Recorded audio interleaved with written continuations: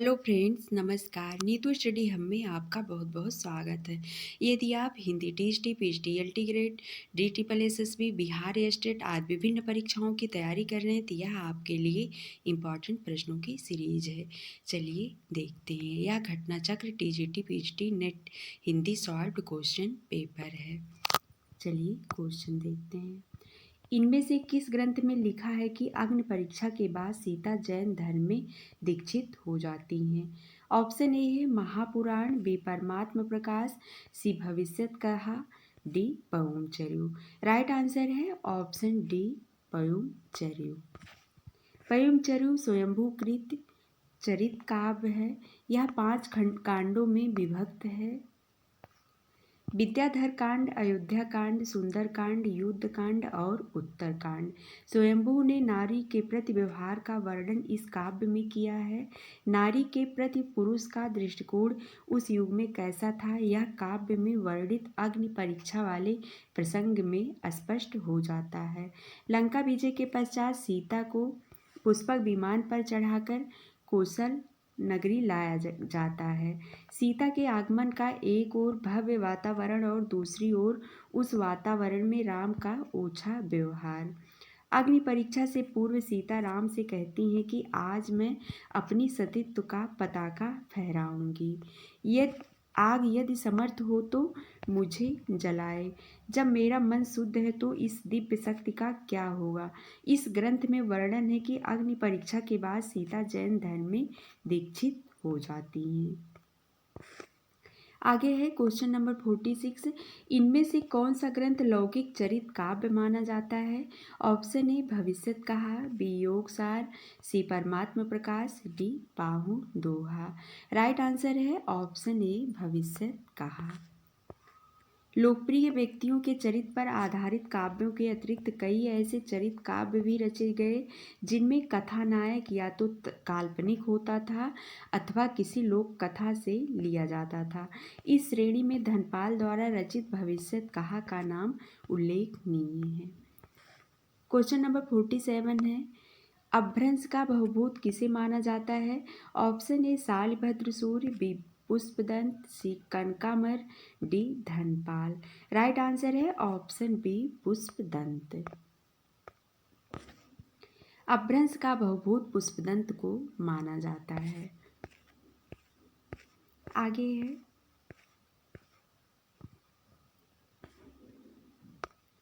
पयुमचर्यु पुष्पदंत की रचना नहीं है बल्कि कवि स्वयंभू की रचना है। इनकी 2 अन्य रचनाएं ऋठिणेमचर्यु तथा स्वयंभू छंद है। पुष्पदंत की 3 रचनाएं मिलती हैं, महापुराण, जयकुमारचर्यु तथा जसहरचर्यु। कौन सी रचना स्वयंभू की नहीं है? ऑप्शन ए पयुमचर्यु, बी ऋठिणेमचर्यु, सी स्वयंभू छंद, डी महापुराण। राइट आंसर है ऑप्शन डी महापुराण। यह पुष्पदंत की रचना है। क्वेश्चन नंबर 50 है। खड़ी बोली में सबसे पहले काव्य सृजन करने वाले कवि हैं? ऑप्शन ए अमीर खुसरो, बी सूरदास, सी तुलसीदास, डी इनमें से कोई नहीं। राइट आंसर है ऑप्शन ए अमीर खुसरो। खड़ी बोली में सबसे पहले काव्य सृजन करने वाले कवि अमीर खुसरो हैं। इस भाषा का इस नाम से उल्लेख सबसे पहले उन्हीं की रचनाओं में मिलता है। हालांकि वे फारसी के भी अपने समय के सबसे बड़े भारतीय कवि थे। मुकरी लिखने का सर्वप्रथम प्रयास उन्होंने ही किया था। अमीर खुसरो की प्रसिद्ध रचनाएं हैं खाली बारी, पहेलियाँ, मुकरियाँ, दो सुखने तथा गजल इत्यादि। खड़ी बोली हिंदी में सर्वप्रथम रचना करने वाले कवि का नाम है। ऑप्शन ए Jayasi, B Amir Khusro, C Vidyapati, D Bharatendu Harishchandra. Right answer है ऑप्शन बी अमीर खुसरो। मुकरी लिखने का सर्वप्रथम प्रयास किस कवि ने किया था? ऑप्शन ए स्वयंभू, बी जगनीक, सी अमीर Khusro, D Kumbhandas. Right answer है ऑप्शन सी अमीर खुसरो। आगे है अमीर खुसरो के बारे में कहा जाता है कि वे बड़े विनोदी और सहृदय व्यक्ति थे। जनजीवन के साथ घुल मिलकर काव्य रचना करने वाले कवियों में खुसरो का महत्वपूर्ण स्थान है। उन्होंने जनता के मनोरंजन के लिए पहेलियाँ और मुकरियाँ लिखी थीं। आदिकाल में खड़ी बोली को काव्य की भाषा बनाने वाले वे पहले कवि हैं। उनके द्वारा रचित ग्रंथों की संख्या 100 बताई जाती है, जिनमें अब 20-21 ही उपलब्ध हैं। निम्न में से कौन शिलांकित कृत है? Option A Pahud Doha, B Raul Bel, C Prakrit Paingalam, D Varna Ratnakar. Right answer है ऑप्शन बी राउल बेल। शिलांकित कृत राउल बेल है। यह गद्य पद्य मिश्रित चंपू काव्य की प्राचीनतम हिंदी कृति है। इसकी रचना राउल नायक नायिका के नक्सिक वर्णन के प्रसंग में हुई। आरंभ में कवि ने राउल के सौंदर्य का वर्णन पद्य में किया और फिर गद्य का प्रयोग किया गया है। इस कृति का रचयिता रोडा नामक कवि माना जाता है।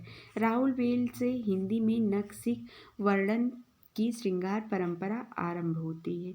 इसकी भाषा में हिंदी की 7 बोलियों के शब्द मिलते हैं, जिनमें राजस्थानी प्रधान है। राउल बेल किस तरह की रचना है? ऑप्शन ए गद्य पद्य मिश्रित चंपू, बी शुद्ध काव्य, सी नाटक, डी प्रेमाख्यात्मक प्रबंध काव्य। राइट आंसर है ऑप्शन ए गद्य पद्य मिश्रित चंपू काव्य है। क्वेश्चन नंबर 56 है, निम्न में से कौन व्याकरण ग्रंथ के रूप में प्रतिष्ठित है? Option A Raul Bel, B Ukti Vyakti Prakaran, C Varna Ratnakar, D Kuvalaya Mala. Right answer है ऑप्शन बी उक्त व्यक्ति प्रकरण। उक्त व्यक्ति प्रकरण व्याकरण के रूप में प्रतिष्ठित है। महाराज गोविंद चंद्र के सभा पंडित दामोदर शर्मा ने 12वीं शताब्दी में इस पुस्तक की रचना की थी। डॉक्टर हजारी प्रसाद द्विवेदी के शब्दों में उक्त व्यक्ति प्रकरण एक अत्यंत महत्वपूर्ण ग्रंथ है। हिंदी व्याकरण की ओर उस समय ध्यान दिया जाने लगा था। यह भी इस पुस्तक से सिद्ध होता है। आगे देखते हैं। उक्त व्यक्ति यह ग्रंथ है। ऑप्शन ए महाकाव्य, बी गद्य काव्य, सी छंद, डी व्याकरण। राइट आंसर है ऑप्शन डी व्याकरण। निम्न में से कौन सी रचना व्याकरण ग्रंथ है? ऑप्शन सी उक्त व्यक्ति प्रकरण। क्वेश्चन नंबर 59 है, इनमें से कौन सी भाषा आदिकाल की है? ऑप्शन ए ब्रज भाषा, बी खड़ी बोली, सी डिंगल पिंगल, डी अवधी। राइट आंसर है ऑप्शन ए ब्रज भाषा। डॉक्टर नगेंद्र ने अपनी पुस्तक हिंदी साहित्य का इतिहास में लिखा है कि काव्य रचना की 2 अन्य महत्वपूर्ण शैलियों का भी आदिकाल में विकास हुआ था, जिन्हें कुछ विद्वानों ने भाषा के नाम से ही अभिहित कर एक भ्रम पैदा कर दिया है। ये शैलियाँ हैं डिंगल तथा पिंगल। आदिकालीन हिंदी साहित्य में वीर रस की रचनाओं में डिंगल शैली का प्रयोग होता था तथा कोमल भावों की अभ्यंजना पिंगल शैली में की जाती थी। जब कवि डिंगल शैली का प्रयोग करता था तो वह हिंदी बोलियों के कर्कश शब्दों को अपनाता था, किंतु पिंगल शैली के प्रयोग में धीरे धीरे कोमल शब्दावली का विकास हो रहा था। डिंगल की कर्कश शब्दावली सीमित थी, अतः इस शैली के साहित्य का अधिक विस्तार ना हो सका। पिंगल शैली लोकप्रिय होती चली गई और उसका ब्रज भाषा में विकलन हो गया। जो लोग डिंगल को राजस्थानी भाषा का पर्याय मानते हैं वे भूल करते हैं।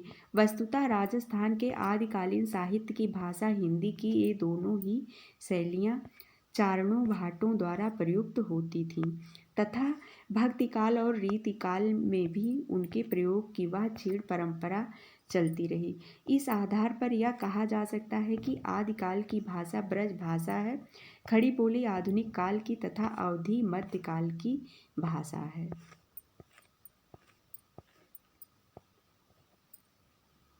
आगे है, रासो ग्रंथ डिंगल पिंगल शैलियों में लिखे गए थे।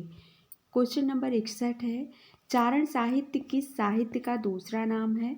ऑप्शन ए सिद्ध साहित्य का, बी नाथ साहित्य का, सी जैन साहित्य का, डी रासो साहित्य का। राइट आंसर है ऑप्शन डी रासो साहित्य का। डॉक्टर ग्रियर्सन एवं राजकुमार वर्मा ने हिंदी साहित्य के प्रथम काल को चारण काल नाम दिया।